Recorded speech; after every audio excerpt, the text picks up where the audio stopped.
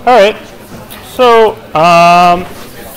what I'm going to talk about today, I'm going to recover throwing exceptions. I'm going to talk about a break and continue, which are two constructs. I don't think I talked about them last time. That can make your for loops easier to read and understand. Then I'm going to start getting into arrays. Arrays are a lot of fun. For those of you who are still working on assignment 2, for one of the methods, you can actually use arrays to make your code simpler and shorter. So you will want to pay attention. Then I'll probably have time to get into primitive versus reference types. It sounds complicated, can be slightly tricky, so I just want to introduce that, and maybe we'll finish that up on Wednesday.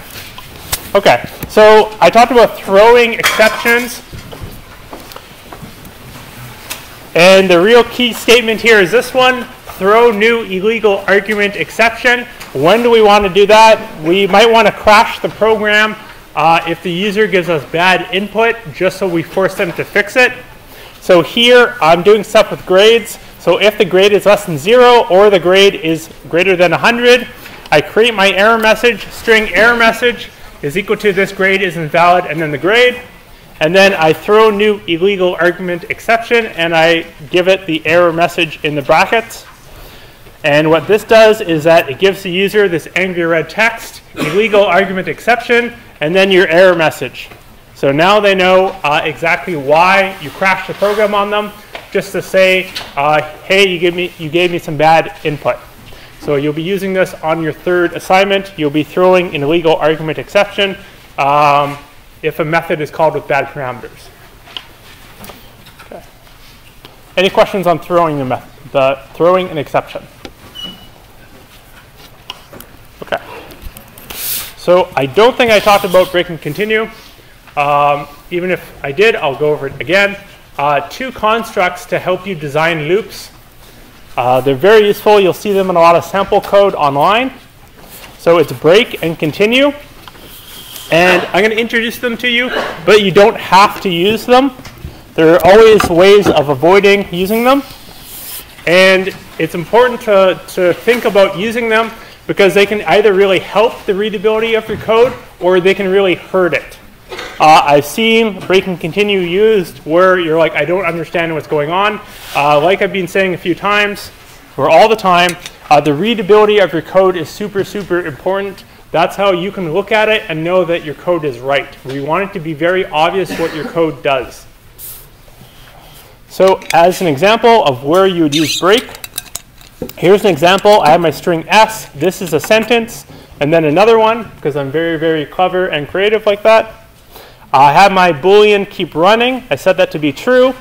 I have my for loop. My for loop loops I is equal to 0, I less than s dot length, and keep running. So while so this will loop while this is true. So as long as keep running is still true, I plus plus. What am I doing inside the loop? I'm getting each character. Character c is equal to s.char at I. I print out my character. And then if my character is a period, I stop running. So what's the output? It just has a bunch of vertical bars to show you what's spaced or not. So you'll notice that it only goes up to the first period, even though there's another sentence right behind.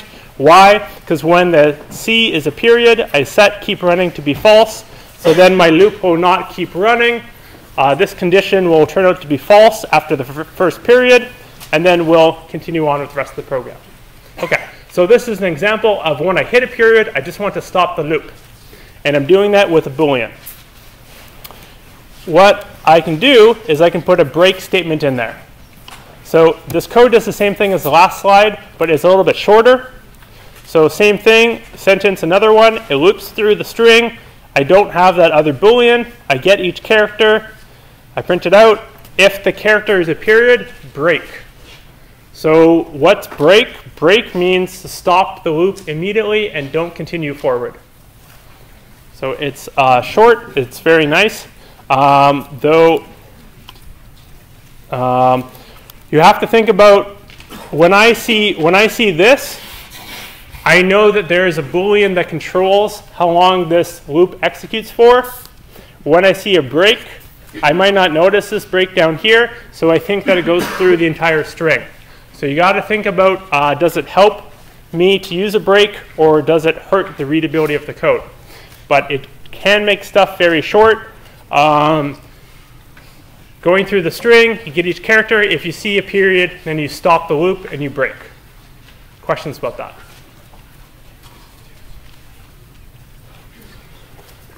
Okay. So I probably won't use it in my code. Sometimes I find that it mostly hurts the readability of the code, but sometimes it helps. Like the break, the flip side is the continue. So the continue statement moves on to the next iteration of the loop. This is very handy. I use this one all the time.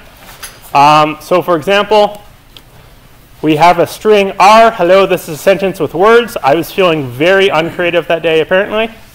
I loop through the sentence, int I is equal to 0, I less than r dot length, I plus plus, so just iterating to that string.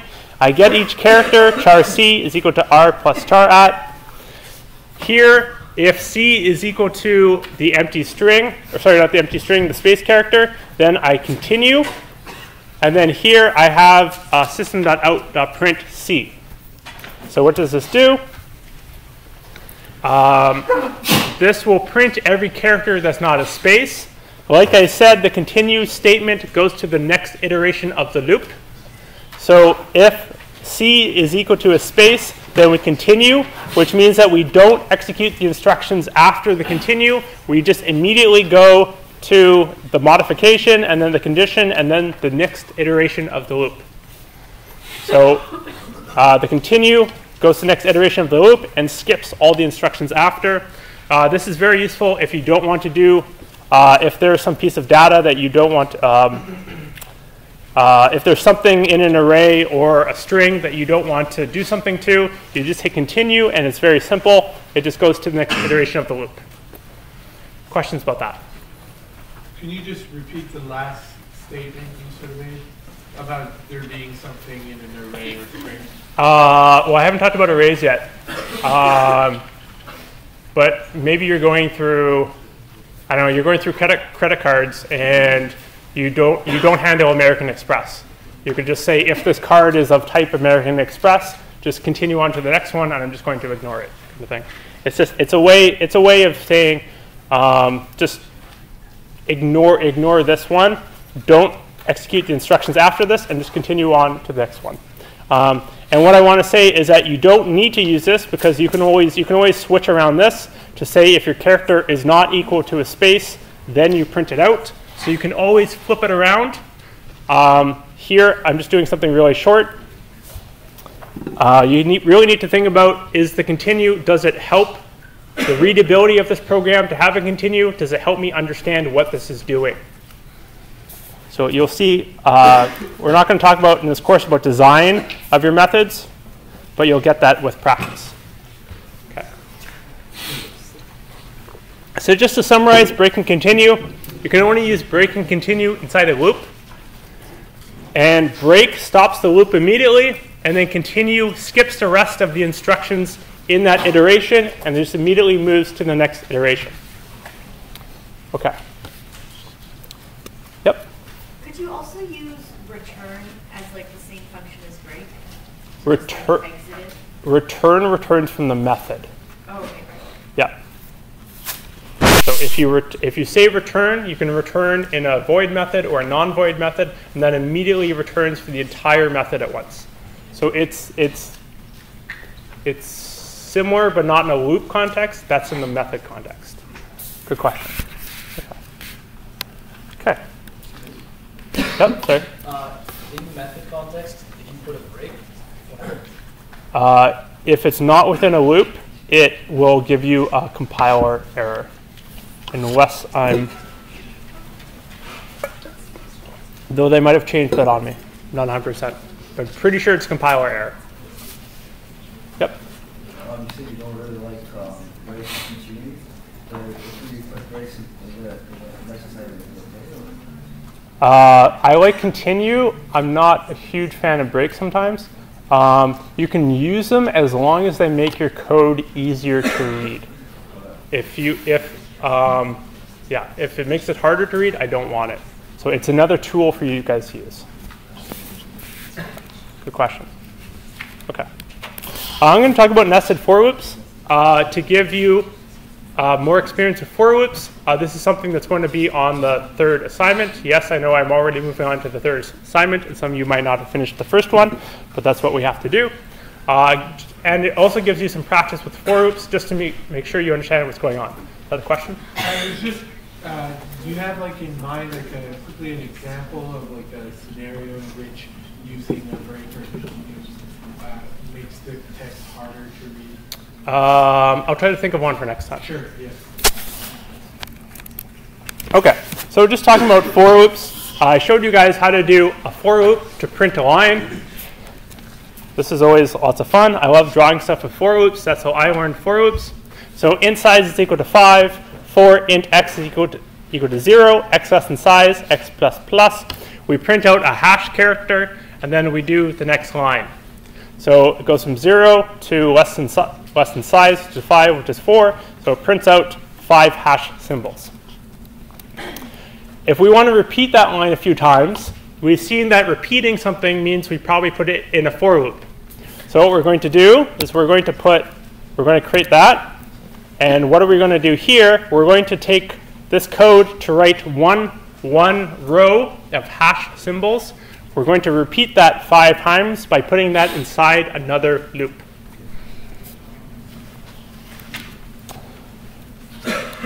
So I apologize if anyone is colorblind. There's a green one, and then a red one, and then a yellow one. So the outer for loop, the inner for loop, and then the instructions inside. So the red one here, the inner for loop, that's creating one line of that box, 5 hash symbols in a row. And then we repeat that 5 times with the outer for loop.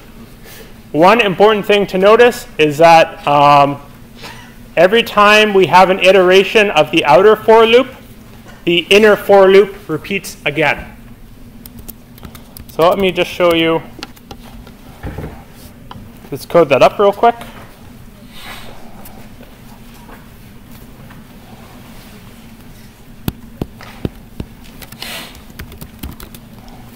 Class drawing. Yeah, let's go with that. Public static void main.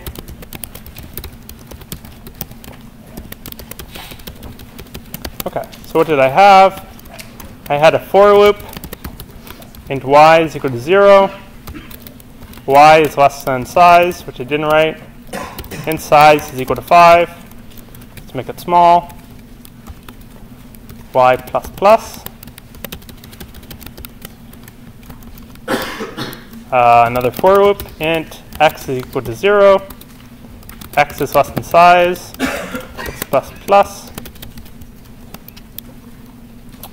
We're going to print out a hash symbol.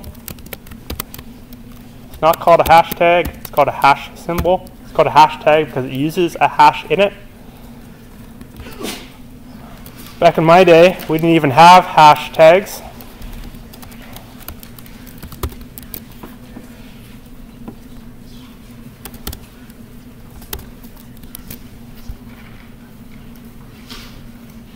Okay.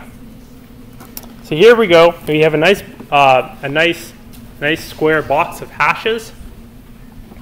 So the inner loop prints a row of hashes. Repeats the printing of rows. Okay, so we have this prints one row, and then we repeat it 5 times. What I want to do is I want to, along with the hashes, I also want to print out the value of y and the value of x. And what this will do is it shows you the value of y. The value of y is the first number here, and then the value of x is the second number. So you can see that in the first row, the value of y is 0. In the second row, the value of y is 1, and then 2, and then 3, and then 4. Does that make sense? In one row, you can see that for the first hash symbol in a row, x is equal to 0. For the second one, x is equal to 1, and then x is equal to 2, x is equal to 3, and x is equal to 4. So now we're beginning to develop this grid where you can see the values of x and y. So y ranges from 0 to 4, and x also ranges from 0 to 4. But what's important to notice is that the value of x, it restarts every time. The value of x restarts on every row. So to say that again, for the first row, x goes from 0 to 4. For the second row, x goes from 0 to 4, and so on and so on. Why is that? And that's because you can see here inside the outer for loop, inside where we're iterating over y, this for loop says that x starts at 0 again. So every time we iterate the outer for loop, we start the inner for loop off at 0 again. Does that make sense? We're going from, x goes from 0 to 4 5 different times, once for each row.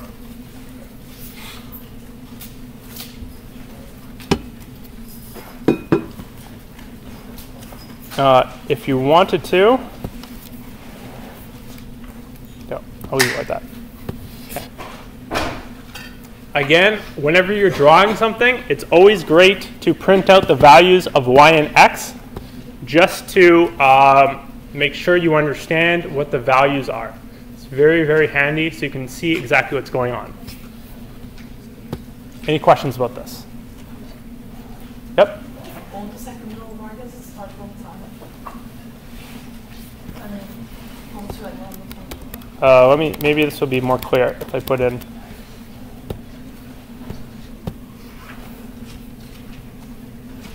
On the second row, this starts at y is 1, x is 0, and then y is still 1, and then x is 1, and so on and so on. I just want to show you the x and y coordinates right next to each hash they make. Okay. Is this okay? Yep. Can you just explain why y changes from row to row and not like time? Can you say again? Like why does it go 0, 1, 2, 3, 4, not Well, if you just look at one row, like for the top row, y is equal to 0, right? And then within that row, x is equal to 0, it prints out a hash. X is equal to 1, prints out a hash. X is equal to 2, prints out a hash. Until it gets to the end of that row. Okay? And then we go back up here, and we look at the second row. Y is equal to 1. And then we go down here. X is equal to 0. X is equal to 1, so on and so on. Does that row and keeps going on. Does that make sense? Okay. Okay. What I want to do is now we have a box. I just want to make it, I just want to go one step further. And I want to, instead of y is less than size, I want to do x is less than or equal to y. So now instead of having this nice box where x is always going up to 5 in every row, now we're going to have the value of x depend on the value of y. So let me show you what this looks like.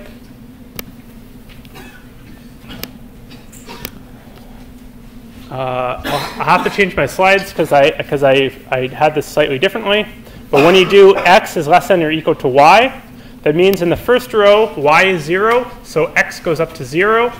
In the second row, y is 1, so x can be 0 and then 1. Third row, y is 2, so x can be 0, 1, and 2, and so on. So now we get this nice little triangle of values. So you can get really complicated conditions here. I just want to introduce nested for loops where you can start to talk about, you can have loops within loops. You can have lots of if structures within here, that kind of thing. If you get anything beyond, one loop inside of another loop, you probably have a not great design, and you should probably fix it, because anything more than this gets pretty complicated. Okay. So again, this controls one row. We have x depending on y. So here, x can only go up to the value of y. And then we're printing out some symbols. And then we have a new line. And then we repeat this part a few times. And that's what creates each row in the triangle. Okay. Any questions on this? Okay. What I'm going to do is I'm going to go back slightly, and I'm going to go back to the square. So here we have our square of values. X and y are both going from 0 to 5. And what I want to do is I want to put in an if condition inside the inner for loop. So we'll decide whether we want to print a hash symbol or a space.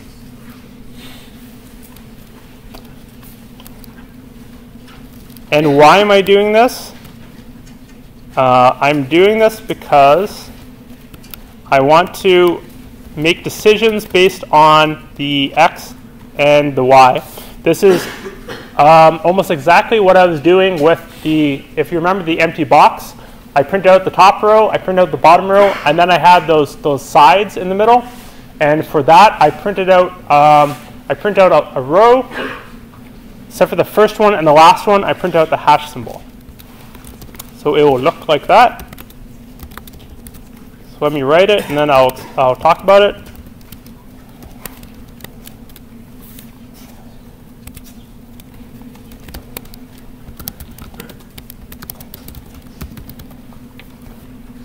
Cramped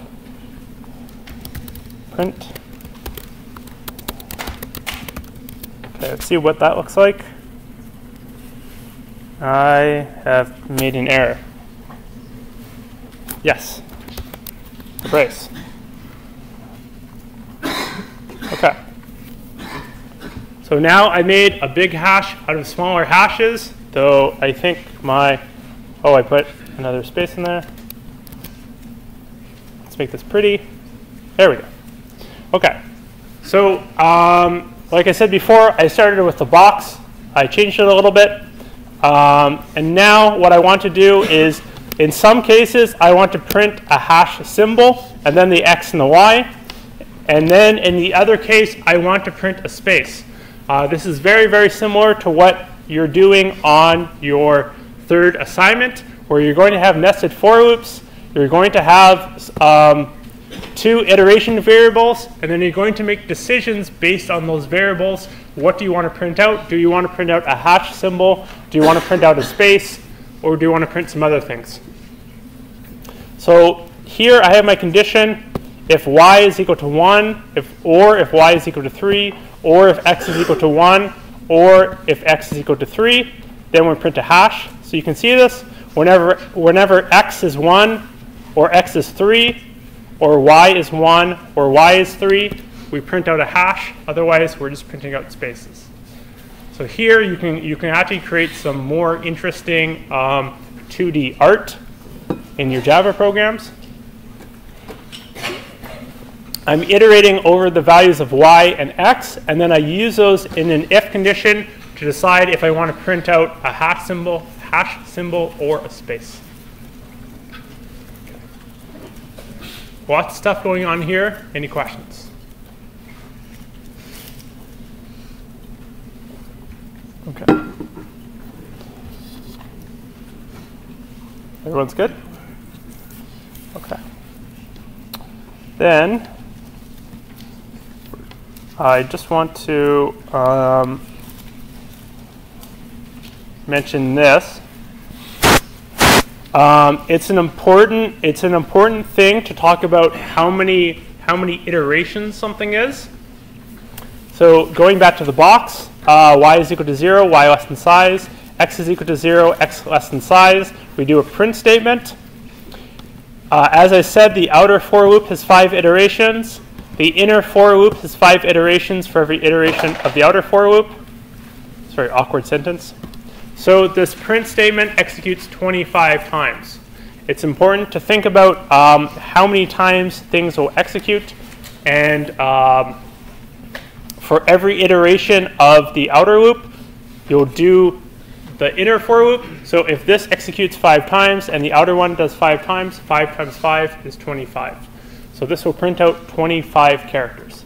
5 characters for every row, 5 rows. It's 25. Okay. So I talked about drawing a triangle. Let me just skip forward a little bit.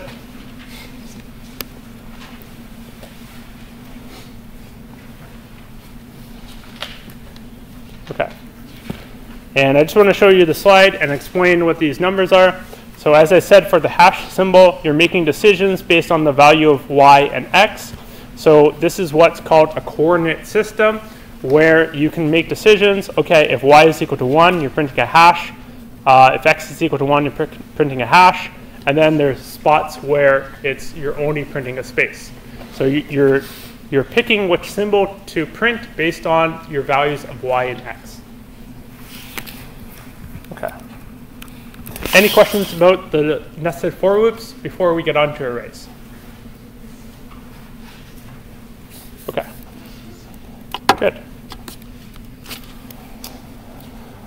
So now that we have for loops, we can start iterating values in a collection. So for example, you're all going to be working for the weather app on your iPhone. So what if you wanted to get the average, minimum, maximum temperature for Montreal in February? You could do it this way and have one double variable for the first, minus 4.2, one double variable for the second, minus 1.9, one double variable for the third, minus 146. Obviously, that's what it was. And then you take the average, and you do Feb first plus Feb second plus Feb third, then you divide by 3, and then you print out the average. But this is super, super tedious. I mean, I'm not going to do this 28 times for every day in February. You're going to have so many copy and pasting errors, and you're probably not going to add them up all right. This is very, very bad. So what we want to do is we want to create arrays, and arrays are lists of variables. Lists of values. And the important thing is that they all have the same type. And just like a string is a list of characters. An array is a list of values, and the list is ordered. So we can talk about the first position in the list, the second position in the list, and so on. So let me show you guys my shopping list. This is what I buy and eat pretty much every day. The first thing on my shopping list is naan bread. Then I have some cheese curds, some ice cream, some smoked meat, some chocolate bars, and some hot sauce. I'm a very, very unhealthy person. And my point here is that it's a shopping list. You can see that it's a list of things. You could say a list of strings. And that there's an order to it. Naan bread is the first thing on my list. And to give you a hint how we're going to number them, just like with strings, just like getting the characters from strings, arrays start at 0. It's very, very important that it starts at 0.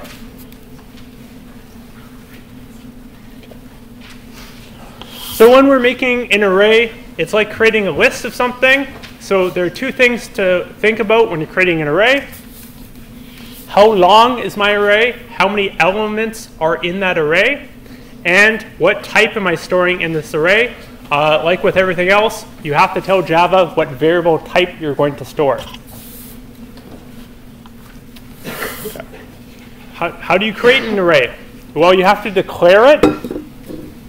So here are some examples. You have an integer array grades, a double array feb temps, a string array cat names, and a string array args. So you've seen that last one, that string array args.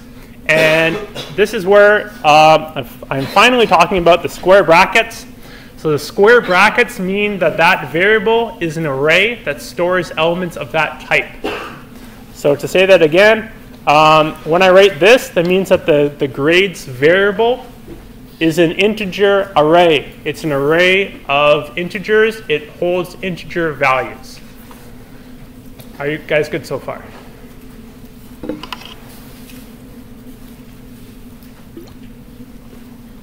Okay, so let's actually create an array and fill it with values. So here I'm going to create a string array called 3 months, and I'm going to use a special syntax. String array 3 months is equal to new string square brackets. In the square brackets, I put a 3. And then I do 3 months at index 0, I store January. 3 months 1, I store February. And 3 months 2, I store, excuse me, I store March. So it's new syntax. Arrays are created with a new keyword, which we'll use later when we talk about objects. String array 3 months is equal to new string square brackets 3. That 3 is what tells you how many entries should be in that array. So I want a new string array of size 3. Important to note is that the length of an array can't be changed after it's created. I can't resize this array to be of size 12 after. You just can't do that. And then after I create that array, we have the syntax to say in the first spot I'm putting January, in the second one I'm putting February, and in the third spot I'm putting March. Okay. So to talk about the square brackets a little bit more, excuse me. If I want to change an element in that array, use the square brackets like this. So grades 1 is equal to 100. What does that mean? We assign to the second position in the array, index 1, the value 100. So whatever the second position in the array is, we just put in 100. It says how to change something in the array. If you want to get a value out of the array, if you want to read it, you could say int x is equal to grades 5. So read the value at the 6th position, index 5, from the array, and assign it to a variable. And finally, we could do something strange, and you could do a combination. So here, grades at index 3 is equal to grades at index 5. We read the value from index 5, and then we put it into the array at index 3. So we're copying the value from one spot and putting it in the other spot. Yep? What does the syntax new string mean on the previous slide? Does it have any significance? What do you mean has any significance? Why would we write new string as opposed to just a brackets with a 3 in it? This is to create a new string array that doesn't have any values in it yet. Oh, I'll get back to it after I show the other syntax.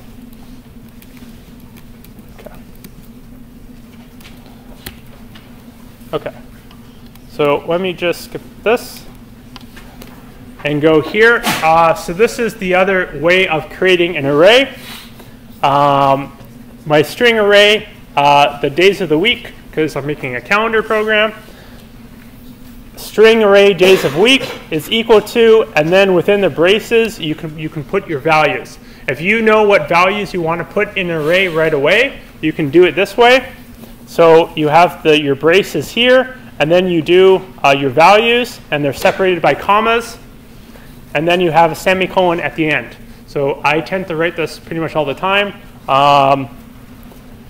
Maybe not so much when I'm writing programs, but definitely when I'm on the lecture slides, I'll have this all the time. So you write this, string array days a week is equal to, in the braces, your values. After this, your days a week will have a length of 7.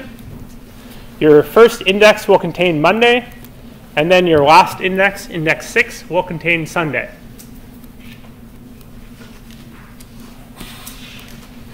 So let's go back to this one. Just to talk about iterating through an array. So in this example, I'll have my string array of cat names. So I'll use that syntax with the braces, and I'll put in the values Jack Bauer, Lord Fuzzykins, and Mrs. Whiskers, obviously the best cat names ever. We'll print out the length of the cat names, so length plus cat names dot length, so that will print 3. So we have 3 strings in that array. I'll use my for loop for int I is equal to 0, I less than cat names dot length, I plus plus. Then we'll access every element in the cat names and print it out by just doing system.out.println and then cat names at index I. So I goes from 0 to cat names.length, and then I print out cat names at index I. So it's a very, very common pattern that you see all the time. And one thing I want to note, and I absolutely hate that they did this, we're talking about the length of strings, and now I'm talking about the length of arrays. And obviously, just to make it more difficult, there are different things. If you have a string, if you have a string to get the length, you do s.length, or whatever your variable name is, .length, and then you put the round brackets. When you're getting the length of an array, you do the variable name .length and then no round brackets. I guarantee you will make this mistake 10,000 times. I know because I have made this mistake 30,000 times. It's super, super annoying. There's actually a half good reason for it, but it's super annoying. So if you're having problems, watch out. Strings, they need brackets. Arrays, they don't have brackets. This is one of those things that keep in mind for your assignments. And then on the midterm and the final, when you're writing code, just try to keep it in mind. But if you miss it once, we're not going to penalize you for it, because it's very, very easy. And I'll definitely make this mistake quite a few times when I'm coding. I always forget it. Okay, so let's go back to talking about creating arrays. I just want to show you this slide with lots of ways to create arrays with your values. So string array names is whatever. Your integer array numbers, your double array with values, and then you can even create a Boolean array if you want. It's actually useful in some cases. So I just want to show you different ways, the different variable type arrays. So this is using the brace syntax to set the initial value of the array, because it's nice and easy to write.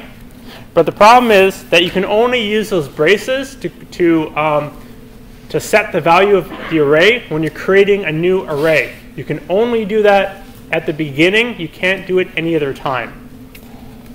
So for example, here I have my Boolean array values, and I set it to be true, true, false with the braces syntax. And then if you try to use that again, if you try to use the braces again, it won't work.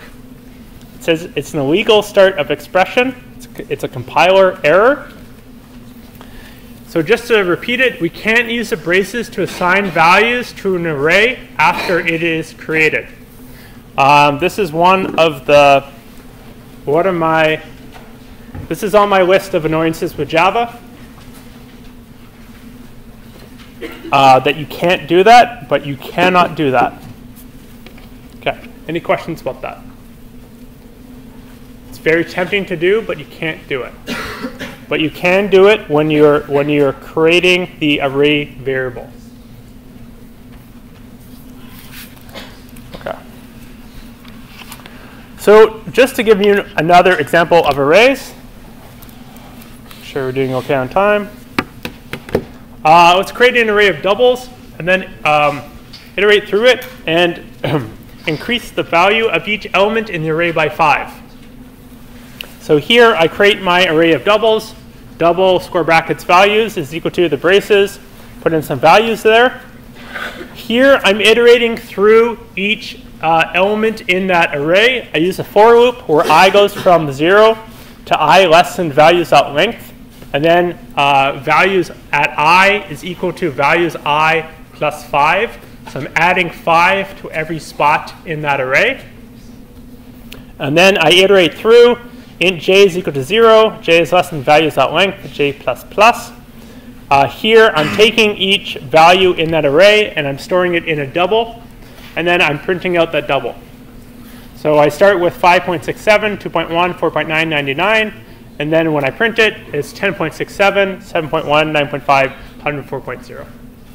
So the first for loop adds 5 to every element in that array. And then the second for loop just prints out every element in that array. Yep? I just want to know, why does you usually do system on print line values on? Like you create Printed here? I just want to show it in 2 separate loops. Yeah. Yeah, you can do it in one. Yeah. Okay. And I did that because I want to suggest that writing something like this is very, very handy. To do print array, just have a method for it. It takes a double array, which I've creatively named R, and then go from int I is equal to 0, I less than r.length, I plus plus. You print out every value in that array. This is a very, very common thing. Usually when I'm programming in Java, I write a little method like this just to help me print out the values in an array. But note that you said that this method accepts double arrays. So it can only accept double arrays. You can't pass an integer array to this method. So it's a little bit of a problem. And we can talk about stuff like that later, how to fix that. OK. One question I often get, I'm surprised no one has asked it, is what happens if you create an array and then you print it out right away? So like I showed you with the new syntax, double array mtr is equal to a new double array of size 10. Then again, we iterate through that array and print it out. Empty array.length, we print out what's stored at each position in the empty array, and we get a bunch of zeros. So this does work. You can print out what's inside an empty array. So the question is, well, what about the other types of variables? What's inside them if we just have an empty array? So Java has these default values, and it gives it to every position in an array. If you create an integer or a double array, Java will put zeros in there for you, which is very handy. If you're creating a Boolean array, it puts false in for you. For character arrays, it's a special value that I don't want to talk about. And for string arrays, you get the special value null, which we'll talk about later, maybe even in this class. So null is a placeholder, and it says that there's no value there.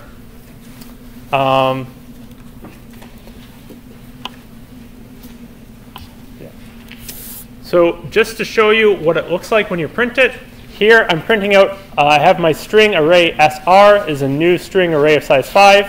I go through it and I print out all of the elements in that string array and that newly created string array. It will print 5 nulls. So the null is a special value to say that there's no string right there at this time.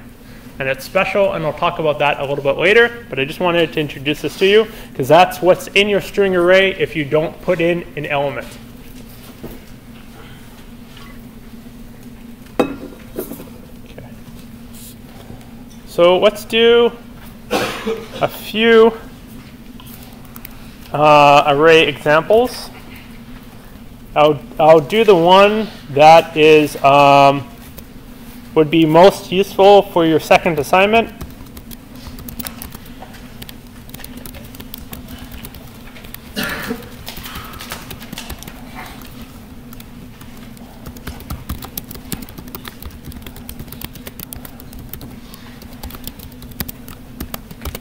You don't have to have this in your second assignment, but it might make things a little bit simpler and clearer for you. And it's a great way to practice using arrays. Okay, what I'm going to do is I always have a hard time figuring out what I want to eat for dinner. So I'm going to create a program that takes a random string array of foods to eat, and then it's going to pick a random element from that string array. So poutine is really good. Nachos are good. Now I'm really hungry. Hot dogs. Portuguese. I spelled that terribly wrong. Portuguese. Is it an O or U? U? Is that it?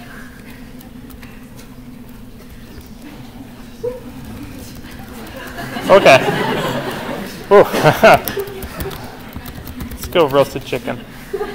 We'll just skip over that. Ignore that. Erase that. One more. Smoked meat. Let's go Super Montreal. Okay. We will pick get random element, pass it to foods, and then we'll print it out.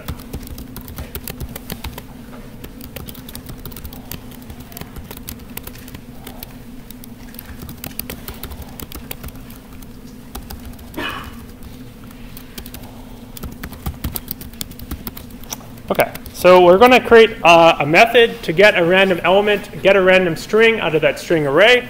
So I'll call it, I think I called it something different in the notes, didn't I?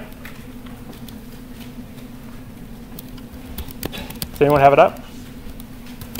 Okay, I'll just call it get random element, and it will take a string array, which I'll call R. Okay, so you can pass arrays around to different methods, just like you did with the other variable types. Nothing different there. So I'll have my my string array. I'll get a random element. Let's just start by printing out size of R is r.length. And then we will just return something just to get it to compile and run. Okay. Just to see, okay, it compiles and runs. The size of my array that I'm passing in is size 5. So how do I get a random element from this string array? And what I want to do is I want to get my random index, and then I'll use that random index to get an element in that array. Okay? So again, I'll get a random index into that array. So I need this random index to be, rand index must be between 0 and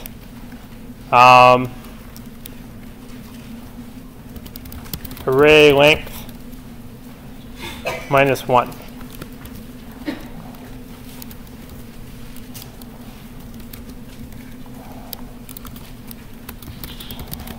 Okay, let me say that again. Okay, I need to get a random index so I can, so then after I get my random index, I can just take one value from that string array. So I need to get a random index. This random index must be between, must be a valid index into that array. So in this case, if I have 5 elements in my array, I'll need my random index to be between 0 and 4. So let me write, can anyone tell me how I can get a random number between 0 and array length minus 1? Anybody want to take a go? Yep. So you would select math.random times 4 and then pass it to But I want to do it on the array length.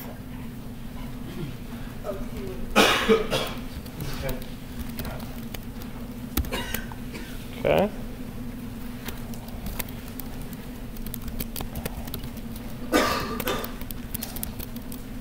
Okay, so let's walk through this. What does math.random give me? A value between 0 and 1. So if I multiply it by the array.length, in this case, my size of my array is 5. So let's use that as an example. So if I do math.random times my array.length, I'm going to get between 0 and 4.99999, whatever. And then what happens when I take the integer? What am I going to end up with? 0 to 4. Okay. So just like I did before, make sure you understand those different parts. Math.random gives you something between 0 and 1. When you times it by array.length, in this case, I'm going to get between 0 and 4.999 whatever. When I take the int, it chops off the decimal, so I get between 0 and 4, which is exactly what I want. So if that doesn't make sense, play around with this and print out the values. And then that's my random index. And then I just index into the array and get a value out. I get my random string out of the array. So what's for dinner? Roasted chicken. From Portuguese, which I will learn to spell eventually.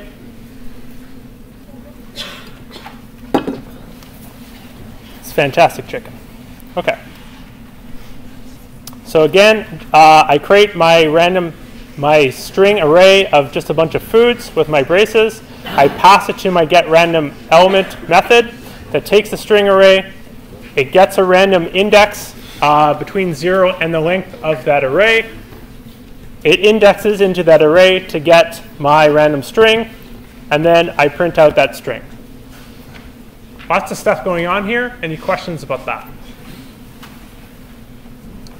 Yep. I'm just thinking the fact that you already comment that the random you get is from 0 to 4.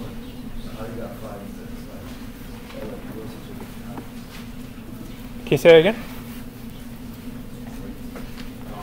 The comment said that the array is not the random is 0 to 4. Yeah. Yeah. But how do you get The 5 here? The size of my array is 5. So what I was saying about arrays is that they start counting at 0. Let's see if this works, or if this might break it. I'm not quite sure. So if I put indices on each one, it starts at 0, so it goes up to 4. So there's 5 elements, but it starts at 0. And that's one of the things you got to get used to. In programming, we count at 0. It does compile and run. Okay. And we get roasted chicken again. It's good. Okay. Good question. You always got to start at 0. The first element in the array is at 0. Okay. Any other questions? Okay.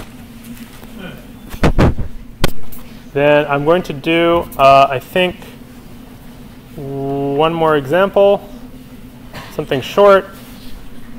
Can you match 2 arrays? Sorry? Can you match 2 arrays? See if they're equal.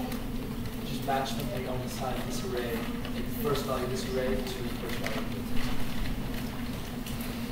this. Can you? I'm not. Do you? Have a list of values. Yeah. I would say like, for example, in the assignment, you have a list of values from 1 to 6. Yeah. And then if you get a 1, Yeah. then you get a specific value. So I'm thinking, can you match 2 arrays, one just from 1 to 6, and then the next one? Okay, I see what you're saying. Okay, so you're saying that you have a method that takes a value from 1 to 6, and your array has 6 elements in it, and the first element is at 1, and the last one is at 5. So how do you map 1 to 6 to 0 to 5? Yeah. Yeah. I'm not going to answer that, Okay. but so you start your range 1 to 6. How do you get it into 0 to 5? Okay. I have a question. Yep. When you have, for example, a folder that you created in Eclipse, Can I answer that at office hours? Is it a quick question? yeah, it's just if you have 2 classes Mhm. and you created 1 second But it only runs the first one? What's going on? I'd have to see it, sorry. Okay.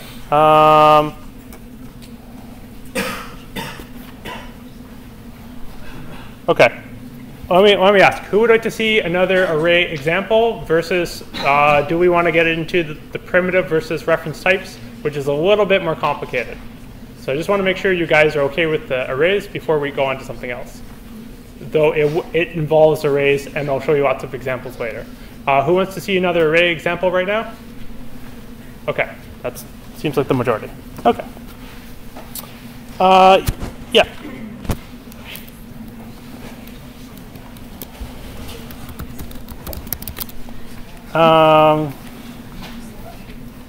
Yeah, let's do minimum.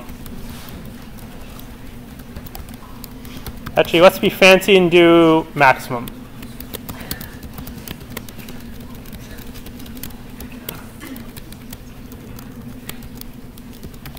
So public static void main.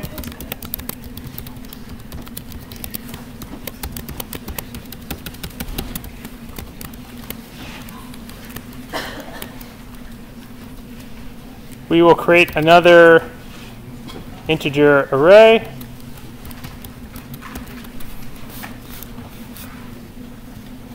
Let's do it this way. Let's create an integer array of size 100. And what we're going to do is for int I is equal to 0, I is less than nums.length, I plus plus. For every element in that array, I'm going to put in a random number. So nums at I, we're going to place in int. I just want to put in some random numbers just because it's more interesting. Math at random times 1,000.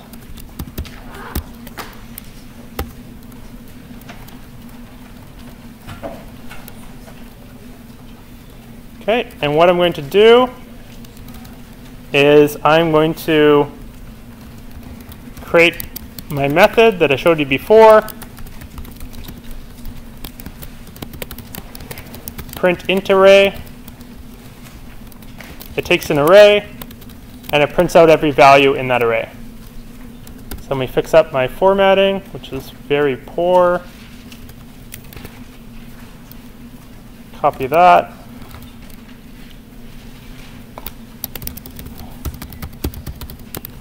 Print nums at I.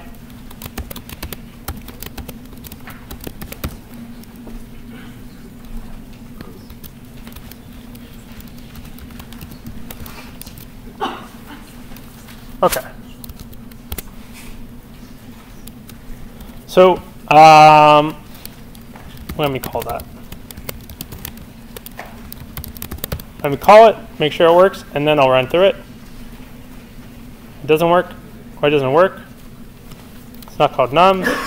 It's called array. Apologize. There we go. Okay. So what am I doing here? I'm creating a new integer array of size 100. Int, it's a variable called nums. It's an integer array. And I create it by doing new int array size 100. I do a for loop that goes from I is equal to 0, I less than nums.length. And I do for each, into each position in that array, I'm going to do math at random times 1,000, cast as an integer, just to get random numbers in there because it's more interesting to talk about. Then I pass my array to the print int array method. So my print int array method, it takes an integer array. I'm calling it R. I'm doing a for loop through that array. I is equal to 0, I less than array.length. And then I print out every element. And then println just to get the new line at the end of the printing. So now, in my method, I have now this chunk of code, this for loop right here puts random numbers into my integer array. Are we all good with that? Okay. What I want to do So I want to do something more interesting.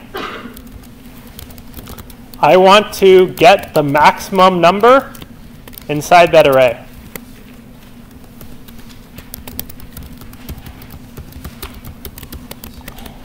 Max is max.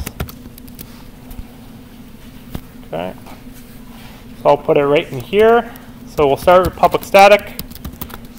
I will return an integer, max emum. It takes an integer array, which I'll call R. Okay. So I have my get maximum method. It takes an integer array. I'm going to find the largest number in that array and return it. What I'm going to do is, this is something like you've seen before with the when I was doing the collate sequence. It's something exactly like that.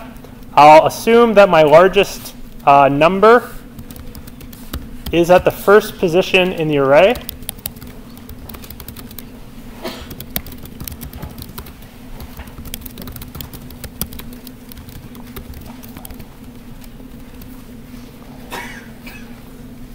So I'll assume that within my first position of my array, which is array 0 at index 0, I'll assume that that's the largest one, and I'll store it in a variable largest.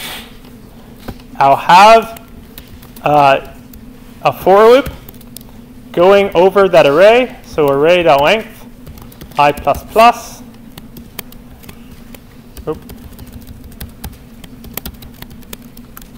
And I will look at each element in that array. Let me just make it really explicit by putting it inside an x variable. I don't need to, but just to separate it out. If x is larger than the largest one I've seen already,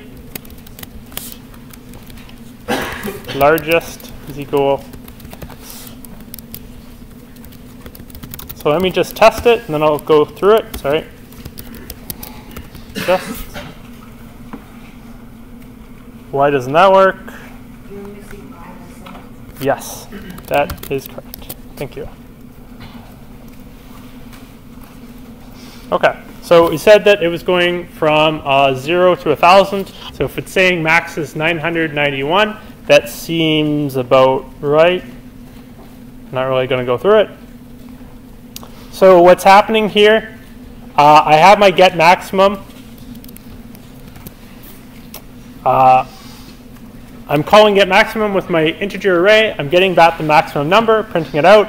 Inside my method, it takes an integer array. It will return an int. I'm assuming that the first position has the largest number. That might not be true. It might be false. It probably will be false. I loop through the array. I get each value in the array. If the value is larger than what I've seen, store it. And then at the end, we return the largest one I've seen. So for example, it will start off with assuming that 771 is the largest. And then it will go along and it will see, okay, here's 938. That's larger than 771. So I'm now going to record that 938 is the largest number I've seen. So again, assume it's the largest one is the first one. Go through, get each value, and if the value you've seen is larger than the one you assumed was the largest, then you replace it. Okay, questions on this? And I want to say that this is a very, very common pattern when we're dealing with arrays. It's usually you assume something, and then you loop through the array, and then you have a decision here, and you make some kind of decision, and then you return a value. Very, very common pattern you see a ton of times. Get maximum, get minimum. If you're doing something like find, if you're trying to find a value, like 18, you would just loop through and then return true or false whether you find it. Very, very common structure. Okay, any questions on this? Yep. Why does it stop at the value? Why doesn't it continue? It continues because this loop runs for into I is equal to 0, I less than array.length, I plus plus. And there's nothing within the loop that makes it stop. There's no break, there's no continue, there's no return. Okay. Any other questions about this one? All right. Can anyone tell me what the problem is with this code? That there's an error here.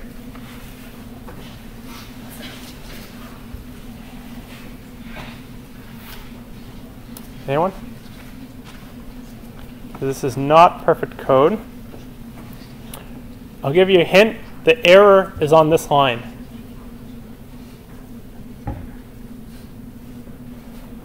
What happens if I do this?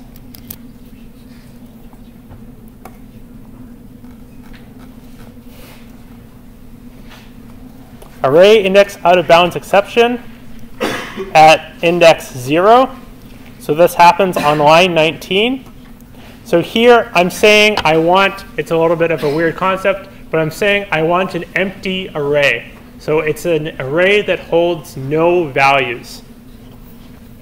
So what happens here is then when I try to access the first element in an array with 0 values, I'm going to get a crash.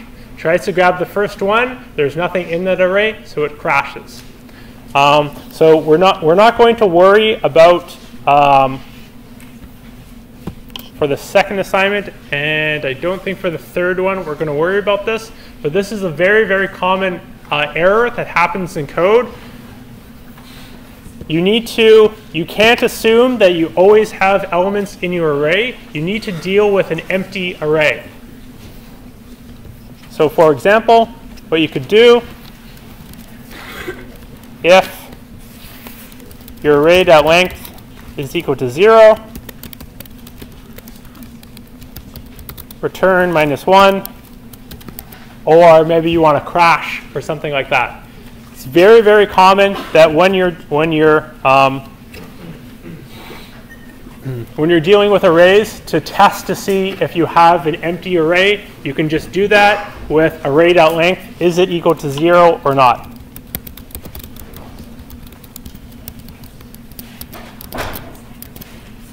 Okay. Any questions on this one? Yep, sorry. Rather than finding the value of the maximum, would you find the position in the array? How would you change the code to find that? You would do, that's an interesting question. Okay, the question is, instead of just finding the largest value in the array, how would you find the index of the largest value? So first I need to store it. Largest index. I'll assume that's at index 0. I loop through the array, that doesn't change. I get my int x, that doesn't change. And then here, if my x is larger than the largest, my largest number is x, and then my largest index is what? I.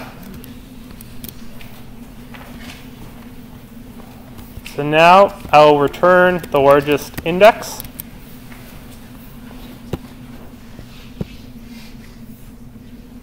Oh yeah, sorry, it's an empty array. So let's just do 10. Okay. So let me show you the code. That's a very good question. So now the max is 4. I'm returning, instead of the largest number, I'm returning the index of the largest number. So it says the max is 4. So if we start counting 0, 1, 2, 3, 4, it now tells me at index 4, which is the 5th spot in the array, that's my largest index. And then you could just, if you wanted to,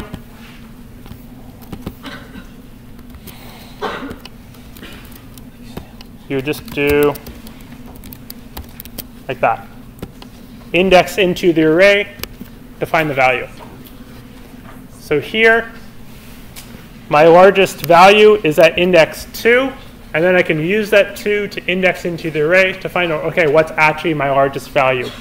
One thing that's hard in Java is that you can only return one value at a time.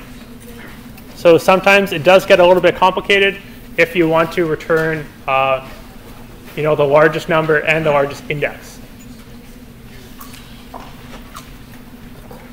Okay. I just want to talk about one more thing. Okay. Any more questions on this? I do want to talk about something else this class. Questions about this one? Okay. It's a preview of what I'm going to talk about next time. And it's a very tricky thing. So I want to give you guys time to think about it and absorb it.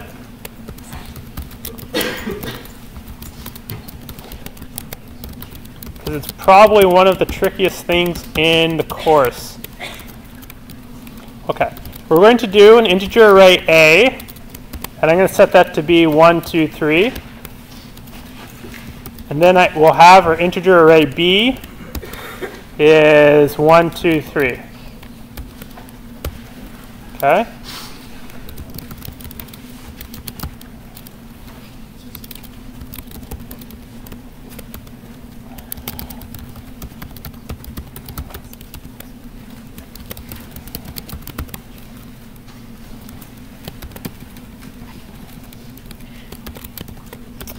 Come on. Equal. All right, save that. Compiles. Okay. I'm going to ask you, how many people think that these are equal? How many people know that this is probably a trick question, so that they're not equal? Yeah, exactly. Okay. So they're not equal if you use the double equal sign. This is just like it was for strings. Okay. So let's try something else.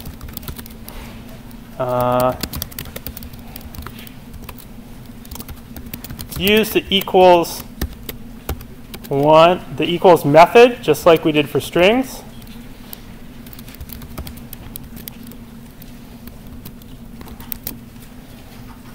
Okay.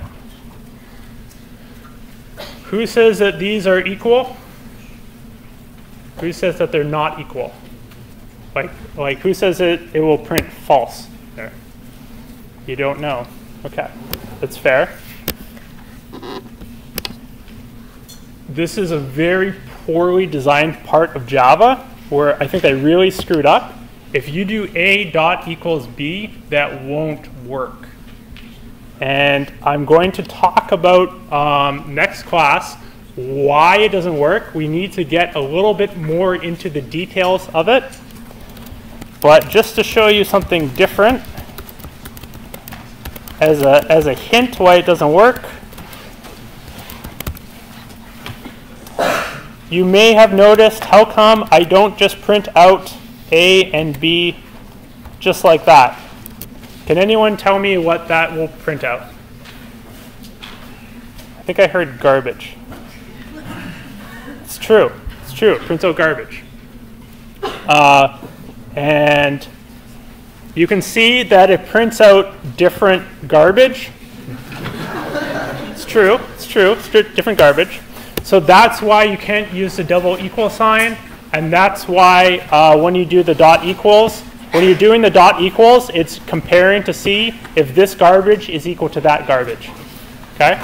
And I just want to show you this because this is the introduction into reference types. And with reference types, these are actually addresses in memory. So you need to be careful with comparisons and everything like that. So we'll talk about that next time. Okay, thank you.